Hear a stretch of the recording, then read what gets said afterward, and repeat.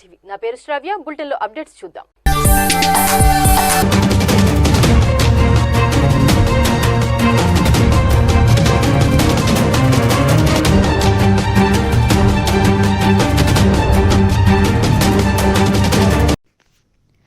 రేపు మాపంటూ ఇన్నాళ్లు ఊరించిన నెల్లూరు జిల్లా కావలి టీడీపీ టికెట్ ఎట్టకేలకు కావ్య కృష్ణారెడ్డికి కన్ఫర్మ్ అయింది. ఆదివారం అర్ధరాత్రి కావ్య కృష్ణారెడ్డి ఇంటి వద్ద ఉత్కంఠగా ఎదురుచూస్తున్న కావ్య అభిమానులకు శుభవార్త అందడంతో ఇలా బాణసంచా పేల్చి ఆనందంతో చిందులేస్తూ సంబరాలు జరుపుకున్నారు. పార్టీ అధినేత చంద్రబాబు, లోకేష్లు గ్రీన్ సిగ్నల్ ఇవ్వడంతో అభిమానుల ఆనందం ఆకాశమంత ఎత్తుకు ఎగిసింది.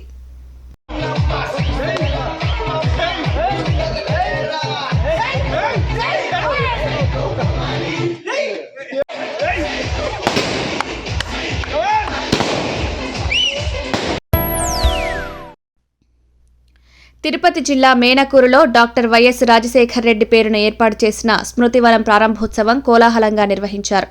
రాష్ట్ర ఆర్థిక శాఖ మంత్రి పెద్దిరెడ్డి రామచంద్రారెడ్డి స్వయంగా విచ్చేసి స్మృతివనాన్ని ప్రారంభించారు. వైఎస్ఆర్ కాంగ్రెస్ పార్టీ రాష్ట్ర కార్యదర్శి కట్టా సుధాకర్ రెడ్డి, జెడ్పీటీసీ జ్యోతిరెడ్డిల కలల ప్రాజెక్టుగా వారి సొంత నిధులతో రూపుదిద్దుకున్న వైఎస్ఆర్ స్మృతివనం ఎట్టకేలకు ప్రారంభం కావడంతో వారి ఆనందం అవధులు దాటింది. మేనకూరు ప్రాంత అభివృద్ధికి మేనకూరు సెస్ ఏర్పాటు చేసిన వైఎస్ఆర్కు కృతజ్ఞతగా వైఎస్ఆర్ స్మృతివనం ఏర్పాటు చేశామని తెలిపారు. ఇక రాష్ట్ర ఆర్థిక శాఖ మంత్రి పెద్దిరెడ్డి రామచంద్రారెడ్డి, తిరుపతి ఎంపీ గురుమూర్తి, సుల్లూరుపేట ఎమ్మెల్యే సంజీవయ్య, పార్టీ జిల్లా అధ్యక్షులు నేదురుమల్లి రామ్కుమార్ రెడ్డి, నెల్లూరు జెడ్పీ చైర్మన్ ఆనం అరుణమ్మ తదితరులు హాజరై కట్టా సుధాకర్ రెడ్డి, జెడ్పీటీసీ జ్యోతిరెడ్డిలను అభినందించారు. కోర్టు తలుపులు బద్దలు కొట్టి మద్యం కుంభకోణం కేసుకు సంబంధించిన ఫైళ్లు ఎత్తికెళ్లిన కేసులో మంత్రి కాకాని గోవర్ధన్ రెడ్డి అగ్నిపునీతులయ్యారు. ఈ మేరకు సీబీఐ క్లీన్ చిట్ ఇచ్చింది. 2 ఏళ్ల క్రితం ఏప్రిల్ 15న నెల్లూరు కోర్టు ఆవరణలో దాచిన ఫైళ్లు మిస్సింగ్ కేసును సీబీఐ ఏడాది పాటు 88 మంది సాక్షులను విచారించి 403 పేజీల ఛార్జ్షీట్ను తయారు చేసి మంత్రి కాకాని గోవర్ధన్ రెడ్డికి సీబీఐ క్లీన్ చిట్ ఇచ్చింది. దొంగతనాలు అలవాటున్న సయ్యద్ హయత్, షేక్ ఖాజా రసూళ్లను సీబీఐ దోషులుగా నిర్ధారించింది. దీంతో మంత్రి కాకాని అభిమానుల ఆనందం ఉప్పొంగి మా మంత్రి అగ్నిపునీతుడంటూ ఇలా బాణాసంచా పేలుస్తూ సంబరాలు జరుపుకున్నారు. ఇక మంత్రి కాకానికి నమ్మిన బంటైన శేషయ్య సోమిరెడ్డిపై సేటర్లు వేస్తూ ఈ కేసులో స్వయంగా హైకోర్టులో సీబీఐ ఎంక్వైరీ కోరిన నిజాయితీ గల నాయకుడిగా నిలిచారని మంత్రి కాకానిని కొనియాడారు. ఏదైతే కోర్టులో దొంగతనం జరిగిందో దాంట్లో రాష్ట్ర వ్యవసాయ శాఖ మంత్రి కాకాని గోవర్ధన్ రెడ్డి గారికి ఎటువంటి ప్రమేయం లేదని చెప్పి ఈరోజు క్లీన్ చిట్ ఇవ్వడం జరిగింది. ఇది శుభసూచకం. ఇది కాకాని గోవర్ధన్ రెడ్డి గెలుపుకి ఇదే నాంది అని చెప్పి సందర్భంగా తెలియజేస్తున్నా. ఎందుకంటే కొందరు స్వార్థపరులు, కొందరు తెలుగుదేశం పార్టీ నాయకులు వాళ్ళ స్వార్థ ప్రయోజనాల కోసం లేనిపోయినటువంటి అభాండాలని నిప్పు లాంటి నీతివంతమైన రాజకీయ నాయకుడైన కాకాని గోవర్ధన్ రెడ్డి గారికి నిప్పు లాంటి మనిషికి అవినీతి అక్రమ మరకలో అంటించాలని చూశారు.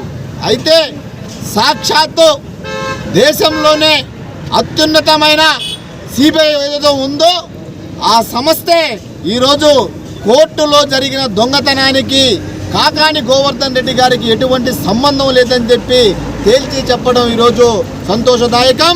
ఎవరు ఎన్ని చేసినా, ఎవరు ఎన్ని కుట్రలు పన్నినా, ఎవరు ఎన్ని చేయాలని అన్ని చేశారు. కానీ 400 పేజీల ఈరోజు సిబిఐ ఇచ్చినటువంటి నివేదికలో ఎక్కడ కాకాని గోవర్ధన్ రెడ్డికి దాంట్లో జరిగినటువంటి దొంగతనానికి ఎటువంటి సంబంధం లేదని చెప్పి ఈరోజు దర్యాప్తు సంస్థ ఈరోజు క్లీన్ చిట్ ఇవ్వడం.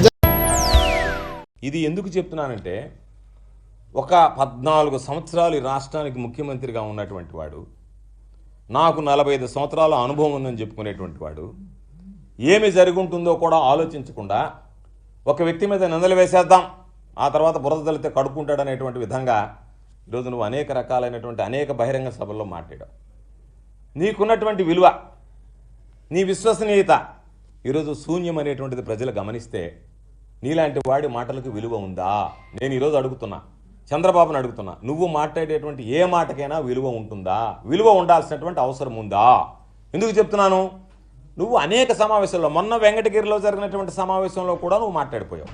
ఆ రోజు కూడా చెప్పా, నేను సిబిఐ విచారణకు సిద్ధపడ్డా, విచారణ చేయించుకున్నా, నీకు దమ్ము ధైర్యం ఉంటే నువ్వు సిబిఐ విచారణకు నీ మీద వచ్చినటువంటి కేసులకు చేయించుకోగలవా అని ప్రశ్నించా, ఛాలెంజ్ విసిరా.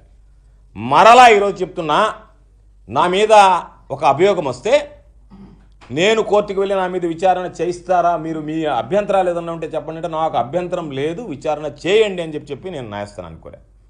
నీ మీద వదిలేయి, పొంకాలుగా ఉన్న రింగ్ రోడ్ దగ్గర నుంచి, స్కిల్ డెవలప్మెంట్ దగ్గర నుంచి, అనేక రకాలైనటువంటి భూములకు సంబంధించినటువంటి ఇన్సైడర్ ట్రేడింగ్ దగ్గర నుంచి అనేక రకాలైనటువంటి కుంభకోణాలు, మద్యం కుంభకోణం దగ్గర నుంచి అనేక రకాలైనటువంటి కుంభకోణాలు ఉన్నాయి నీ మీద. నీ పాత్ర లేదు అంటే అన్నిటి మీద జీవించుకోవడానికి నీకు ధైర్యం లేదు. అనేక సందర్భాలు అది చూసాం, ఎందుకంటే నువ్వు కోర్టుకు వెళ్ళి ఆపుకోవడం. నీకు నిజంగా ధైర్యం ఉంటే, నువ్వు నీతిమంతుడివే అయ్యి ఉంటే, నువ్వు అవినీతిపరుడు కాకపోతే, రేపు ఎన్నికల్లో నేను అవినీతిపరుడిని కాదు, నేను అందుకే సిబిఐ విచారణకు సిద్ధపడ్డానని చెప్పి ఏ ఒక్క నీ మీద వచ్చినటువంటి అభియోగం పైన అయినా నువ్వు సిబిఐ విచారణకు సిద్ధంగా ఉన్నావా? దానికి సమాధానం చెప్పు. టీడీపీ అధినేత చంద్రబాబు విజయవాడ ఎంపీ అభ్యర్థిగా నారా భువనేశ్వరి పేరును ఖరారు చేశారని విశ్వసనీయ సమాచారం. టీడీపీ పొలిట్ బ్యూరో సమావేశంలో విజయవాడ ఎంపీ అభ్యర్థిగా నారా భువనేశ్వరి పేరును ఖరారు చేసినట్లు తెలిసింది. ఎంపీ కేశినేని నాని టీడీపీకి రాజీనామా చేసి వైసీపీలో చేరడంతో ఆయన తమ్ముడు కేశినేని శివనాథ్ అలియాస్ చిన్నికి లైన్ క్లియర్ అయిందని అందరూ భావించారు. కానీ అనూహ్యంగా నారా భువనేశ్వరి పేరు తెరపైకి రావడంతో విజయవాడలో ఉత్కంఠ నెలకొంది. తెలంగాణ రాష్ట్ర గీతంగా జయ జయ హే తెలంగాణ వాహన రిజిస్ట్రేషన్కు వినియోగించే టీఎస్కు బదులుగా టీజీని మార్పు చేయాలని సీఎం రేవంత్ రెడ్డి నిర్ణయించడంతో కేబినెట్ ఆమోదించింది.